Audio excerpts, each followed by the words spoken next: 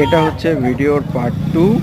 তো আপনারা দেখতে পাচ্ছেন আমার কাছে মাছ যথারীতি মতন যতগুলো যা যা থাকার অতটাই আছে। আজকের তাহলে সেলিং হয়েছে আমার 650 রুপিস। এখন বাজে 8:30।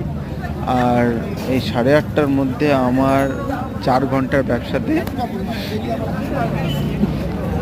6 ঘন্টার ব্যবসা হলো। 6 ঘন্টার ব্যবসাতে আর কি 650 টাকা এখন আমার বেচাকেনা হয়েছে আজকে। আজকে মার্কেটও অনেক খালি খালি। আপনাদেরকে কাউকে যদি এরকম আরও মাছ টাছ লাগে তো আপনি আমার কন্ট্যাক্ট করতে পারেন। আপনাকে আমি মাছ এখান থেকে কুরিয়ার করে দিতে পারবো। আর আজকে বাজারঘাট যা আছে অনেক হালকা পালকা, লোক নেই অতটা।